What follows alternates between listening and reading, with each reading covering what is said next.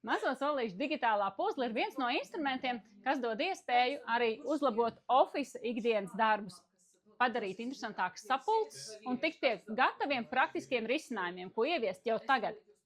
Digitālā puzle ietver sevī arī kartiņu šablonus. Tā ir A4 lapa ar 4 veidu kartiņām, kuras arī mēs varam sagatavot iepriekš vai izmantot kā metodisko materiālu sapulces aktivizēšanai un daudz radošākai piekļuvei.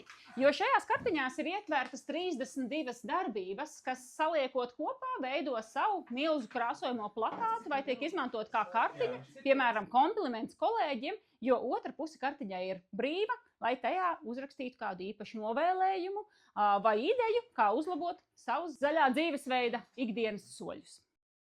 Mazie soļi, krāsojot kartiņas. Tā ir viena no meditācijas iespējām, gan lieliem, gan maziem, jo arī mums reizēm aktīvā darba strādātājiem vai kādu mazu pauzīti, kur relaksēties, izzināt, pielietot, baudīt krāsu, burvību un radīt ko skaistu, ko īpašu.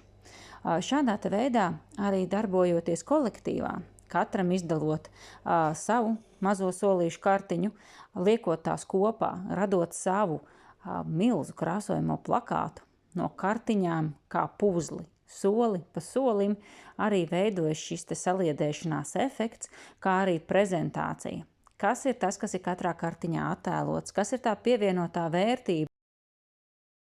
Mazo soļu digitālā puzle dod iespēju izzināt par zero waste piramīdu, tāpat arī izmantojot virtuālās realitātes brilles ieskatīties Daibas atkritumu poligonā, kā reāli strādā buldozeri, ka tā ir milzīga plantācija, kur mēs varam ietekmēt atkritumu apjomu, neradot atkritumus. Izzini un pielieto kopā ar ieber.lv.